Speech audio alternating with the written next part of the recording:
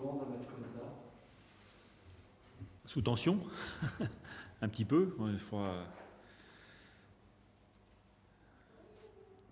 l'impression de revivre des choses qu'on a vécues aussi l'année dernière. Donc, après, sur l'analyse du match, il y a très clairement deux matchs. Il y a la première mi-temps où c'est très, très intéressant et là,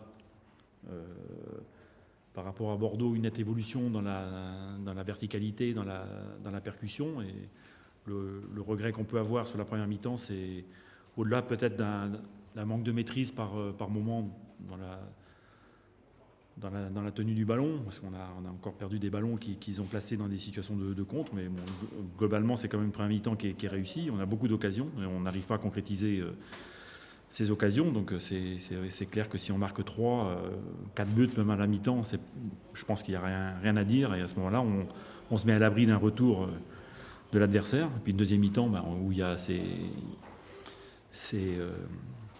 c'est un début catastrophe avec l'expulsion d'Imran, le but venu d'ailleurs de Ferrat. Et bon, après, c'est une deuxième mi-temps où on a vu un groupe qui était en tout cas solidaire, généreux. Et bon, même si on ne voyait plus beaucoup de football, mais c'est des valeurs aussi qui comptent évidemment dans une saison.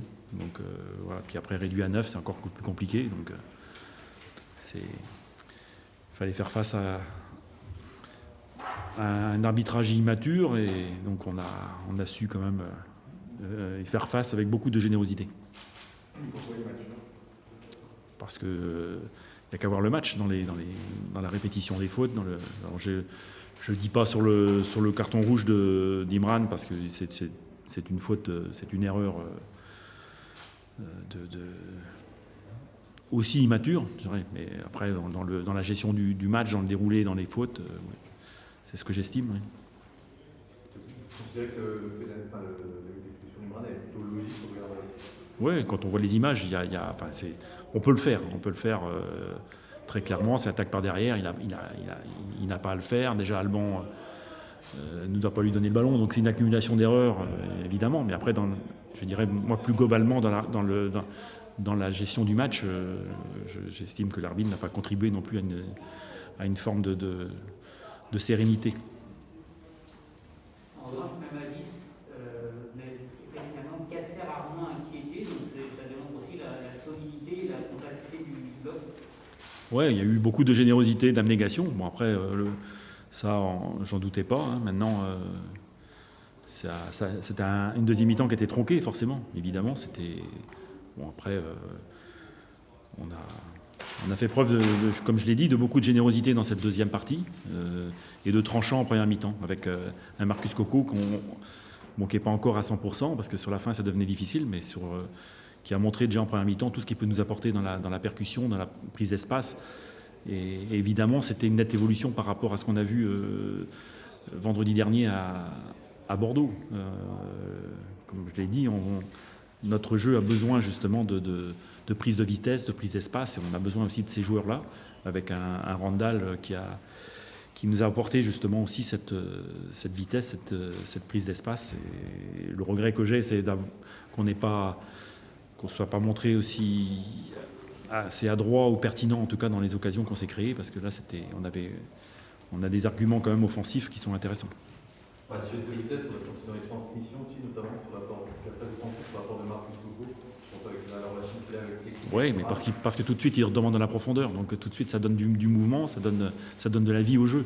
C'est ce que j'avais dit à vendredi, on ne fait pas des passes pour faire des passes. À un moment donné, quand on fait des passes, on répète des passes parce qu'il n'y a pas de solution. Mais quand il y a des solutions, là, aujourd'hui, on n'a pas fait énormément de passes. Parce que sur 2-3 passes, déjà, on trouvait tout de suite la solution en profondeur. C'est ce qu'on recherche. Par contre, je pense qu'on peut faire mieux en termes de maîtrise, parce que même en première mi-temps, on a eu des moments où on tenait plus le ballon, avec une équipe nîmoise qui cherche l'erreur, qui vient presser haut, et qui, si on a des pertes de balles dans nos métiers de terrain, ça leur procure les seules occasions en fait, qui se sont créées. Vous avez évoqué la prestation de Randall. Qu'est-ce que vous lui avez demandé avant le match? Qu'est-ce que vous avez pensé de son match? Oui, c'était tout à fait ça. C'est qu'il nous apporte justement cette générosité, ce mouvement. Ce qu'il a fait avec dans la profondeur, avec je pense encore un peu sur le plan technique, ont quelques erreurs encore, parce que pour mieux gérer des situations favorables qui s'est créé, mais c'est un jeune joueur qui est intéressant, et en tout cas sur la mi-temps qu'il a faite, c'est très très prometteur. On peut qualifier cette première mi-temps d'aboutie, même si vous disiez qu'il y avait des imperfections encore?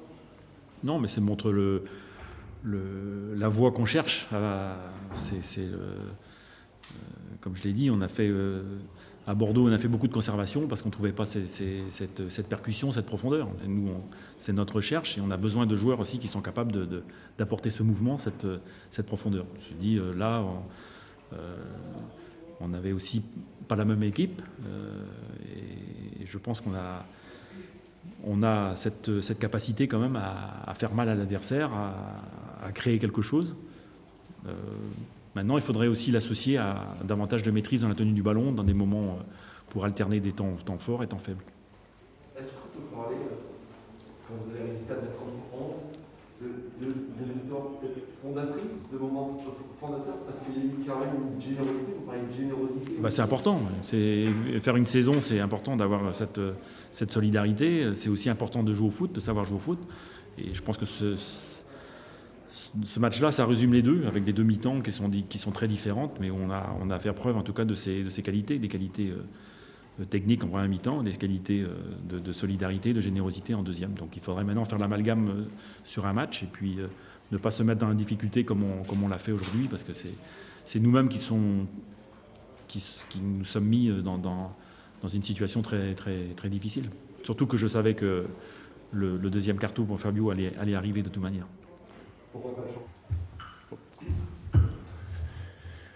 Un peu de lumière là.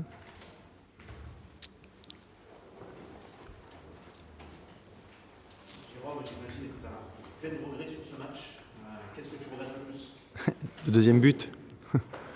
Deuxième but, de ne pas avoir marqué ce second but. Dans le match, on a quand même fait 26 centres, donc bon, j'aurais aimé qu'il y ait un de mes joueurs qui coupe la trajectoire pour la mettre au fond. Après, c'est pas faute d'avoir essayé. On est tombé sur une équipe de Nantes qui a montré des valeurs pour défendre. Voilà, je pense qu'on a fait un match cohérent. On a fait deux cadeaux. Deux cadeaux à ce niveau-là. Quand tu pars à moins 2, après pour revenir au score, c'est compliqué. En face, tu as quand même des joueurs qui sont bons, qui défendent bien. Voilà. Nîmes a joué une mi-temps sur deux, en fait. Est-ce que c'est ton avis? Non, pas une mi-temps, parce qu'on finit bien. Un penalty qui est assez litigieux, mais je ne vais pas remettre en cause l'arbitrage, parce qu'il a fait quand même un bon arbitrage. Il ne faut pas se cacher derrière des excuses bidons. Le penalty, bon, voilà, on doit revenir au score. Après la première mi-temps, Cubas qui glisse sur le marquage de Girotto, donc le joueur reprend le ballon de la tête et marque. Après, on a essayé de faire de belles choses. Ils nous ont quand même un petit peu contenus au début. Ils sont un peu venus nous chercher, ils nous ont un peu gênés dans notre relance. On a mis du temps à mettre notre jeu en place, mais sur la fin de la première mi-temps, si on regarde les stats à la mi-temps, on récupère beaucoup plus de ballons qu'eux, on gagne beaucoup plus de duels. Voilà. Après, c'est la seconde période. Les garçons, à la mi-temps, bon, on a tiré un petit peu la sonnette d'alarme, mais on voulait au moins se regarder en face à la fin du match, sortir une belle deuxième mi-temps, essayer de revenir au score. Ce qu'on a fait, mais il nous manque un but. Voilà. La question de Nîmes m'a demandé de te poser une question. Pourquoi, concernant le penalty, pourquoi Renaud, pourquoi toi ou d'autres joueurs ne sont pas demandé à l'arbitre de regarder l'arbitrage vidéo? Je l'ai demandé, moi, au quatrième arbitre, mais il m'a dit que dans le bus, ils avaient dit que tout allait bien. Donc voilà, après, si dans le cas régie, ils ne disent pas d'aller voir et qu'ils disent qu'il y a vraiment penalty, bon, il a le pied sur la ligne et il a le corps à l'intérieur de la surface apparemment. Bon, je ne sais pas si ça se suffit ou pas, mais ça c'est anecdotique, je ne veux pas remettre... Anecdotique non, parce que si... Non, mais même le deuxième but, tu dois mieux faire, tu dois marquer. Voilà, après les garçons, c'est pas faute d'avoir essayé, mais voilà. Comment tu expliques justement, tu disais, à la mi-temps, vous avez plus de possession, plus de passes réussies, plus de duels gagnés, mais tu perds 2-0. Comment tu l'expliques? Mais sur 2 erreurs, tout simplement, hein, c'est le haut niveau, c'est les détails.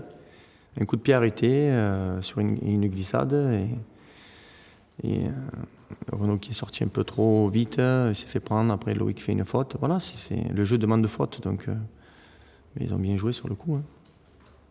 Ils ont mis au fond. Oui, mais après, moi je dis chapeau à Baptiste parce qu'il nous a laissé dans le match. Après, c'est vrai qu'on a essayé de presser, de jouer assez haut. Ils nous ont pris 2 ou 3 fois en contre. Mais ils ont joué leur jeu, nous on a joué le nôtre. Baptiste nous a laissé dans le match. Après, quand on revient, deuxième période, c'est plus le même match, quoi. Au-delà du score, il y a eu vraiment deux belles prestations des 2 gardiens. Oui. Ouais, il faut retenir que le gardien en face, il a fait une belle partie, c'est bien.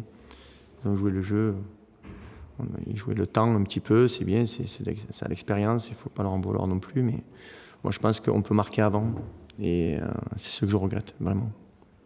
Tu fais le choix de sortir Benoît pour faire entrer Koné. Est-ce que tu trouves qu'il a apporté ce qu'il aurait dû apporter ou... Non, on va pas le pointer du doigt, hein. Ni Yacine ni lui, ils ont amené ce qu'ils pouvaient amener. On sait très bien qu'on est toujours à la recherche d'un attaquant, hein. Donc pour épauler ces joueurs-là justement. Donc je ne vais pas les pointer du doigt, au contraire, Moussa il a apporté ce qu'il devait apporter, il n'a pas marqué, il a été moins en but que d'habitude. Bon, c'est un match, hein. Vous savez, on ne va pas le blâmer. Qu'est-ce qui leur a manqué aux 2 axiaux justement, plus de spontanéité, de mouvement dans la surface? Non, je pense d'appel croisé, un peu plus qu'on avait travaillé, d'aller chercher le ballon, de décrocher, d'aspirer un petit peu la défense centrale adverse. Et après, travailler dans leur dos. Voilà, il nous a manqué beaucoup de mouvements, mais il leur a manqué le but surtout. Moi, j'attends de mes attaquants de marquer des buts, peu importe, même s'ils ne bougent pas pendant 90 minutes, s'ils m'en mettent 2 au fond, je serai le plus heureux. Voilà. Défensivement, pour la mi-temps, vous avez senti qu'il y avait un grand danger. Chaque fois qu'on entendait la balle, il y avait quand il y avait des buts. Ouais, Explique ça un peu l'équilibre. non, c'est qu'on a pressé mais un peu désordonné. Voilà. On a pressé un peu désordonné. Après, il y a 1 ou 2 joueurs qui ne faisaient pas le travail correctement. On a rectifié à la mi-temps. Voilà. Donc après, c'était mieux. C'était mieux.